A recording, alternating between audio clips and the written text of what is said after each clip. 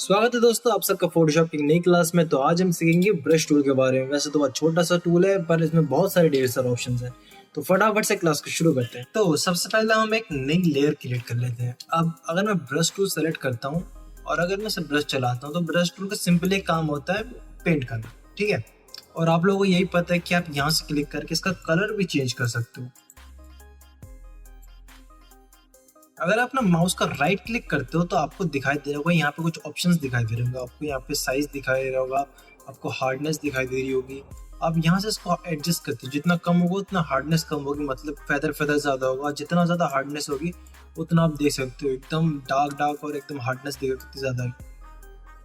अगर आप right click करो तो आपको यहाँ पे छोटा सा सेटिंग का आइकन दिखाई दे रहा होगा। अगर इस पर क्लिक करते हो और क्लिक करके आपको यहाँ पे दिखाई दे रहा है brush name, brush tip, brush stroke. आपको ब्रश स्ट्रोक करके रखना है। इससे क्या होगा ना, कौन सा ब्रश किस तरह से काम करेगा वो आपको पहले ही दिखाई देगा। तो सपोज मैं ये वाला सेलेक्ट कर लेता हूँ। अब देखिए कौन सा ब्रश कैसे काम करेगा ये पहले ही आप देख सकते हो। मैं चेंज कर लेता हूँ इसको, कुछ स्पेशल इफेक्ट इसको देखते हैं।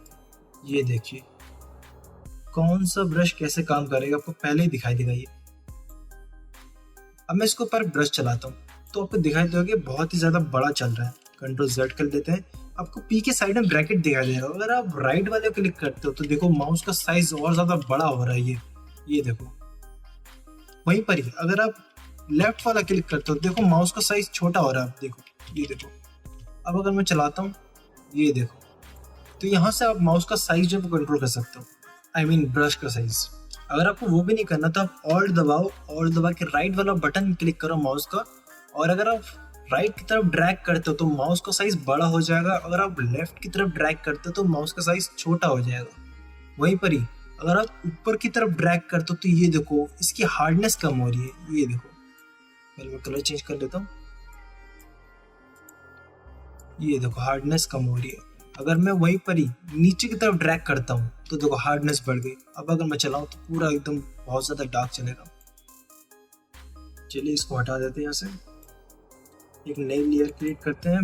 ब्रश हमारा नॉर्मल सेलेक्ट है। अगर आप राइट क्लिक करते हो तो जो यहाँ से है ना, आप यहाँ से क्या कर सकते हो, आप कैलीग्राफी के लिए भी ब्रश को कस्टमाइज कर सकते हो। ये जो पॉइंट्स है आप इनको जितना पास लेके आओगे ये कैलीग्राफी के लिए वैसे यूज होंगे। अब अगर मैं इस पे माउस का साइज में और दबा के छोटा कर लेता हूँ। अब अगर मैं इस पर अगर लिखूँ ये देखिए तो ये कैलीग्राफी भी हो सकती है इससे। खैर कैलीग्राफी में कुछ ज़्यादा खास होनी है, इसको डिलीट कर लेते हैं। अब अगर आपको एक स्ट्रेट लाइन पर, इसको नॉर्मल कर लेते हैं, दोबारा बड़ा कर लेते हैं इसको। हाँ ये नॉर्मल हो गया। अब अगर मैं एक लाइन, अब ये सीधी लाइन स्ट्रेट लाइन नहीं आ रही, इसको पहले कहते हैं कंट्रोल Z कर लेते हैं। अगर आप शिफ्ट दबा के अगर आप सीधा खींचते हो तो ये आप ऊपर नीचे जितना मर्जी कर लो ये लाइन सीधी ही खींचेगा। वैसे अगर आपको ऊपर से नीचे आना है शिफ्ट दबाओ और नीचे की तरफ आप इधर उधर कर लो, कुछ काम नहीं करेगी, ये सीधा ही चलेगा। ये अनडू कर लेते इसको। बट क्या होगा अगर आपको डायगनली खींचना है तो आपको माउस का आपको शिफ्ट दबाना है, एक जगह प्रेस करना है आपको, मतलब कहीं भी स्क्रीन पे क्लिक किया आपको, सपोज आप यहाँ पे, दूसरा आपको यहाँ पे चाहिए तो अभी यहाँ पे क्लिक करते देखो स्ट्रेट लाइन बन गई। अब मैं यहाँ पे क्लिक कर रहा हूँ, यहाँ पे क्लिक कर रहा हूँ तो एक जिगजैग पैटर्न बन जाएगा अपने आप ही। ये देखो अब जहाँ पे क्लिक करोगे वैसे बन जाएगा ये। अब एक काम करते हैं, मैं इसका ब्रश का कलर चेंज कर लेता हूँ और थोड़ा सा साइज भी छोटा कर लेता हूँ मैं। अब आपको यहाँ पे दिखाई दे रहा होगा कुछ ब्लेंड मोड्स दिखाई दे रहेंगे। अगर आप डिसॉल्व पे करते हो, अब मैं चला रहा हूँ तो ये देखो कुछ अलग सा दिखाई दे रहा है, साइड में एजेस दिखाई दे रहे हैं इसके। अब क्या हो अगर इसी का अगर मैं थोड़ा साइज बड़ा करके अगर मैं इसको ओपेसिटी थोड़ा कम कर दूं, ये देखो एक अलग ही डिजाइन बन रहा है इसका। ये देखो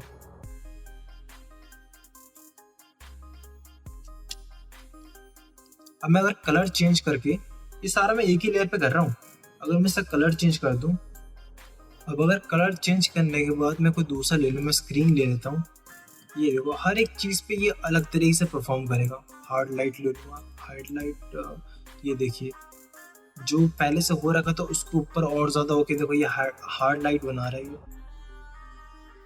तो ब्लेंड मोड पे ढेर सारे ऑप्शंस है, अब हर किसी के साथ अलग अलग एक्सपेरिमेंट कर सकते हो।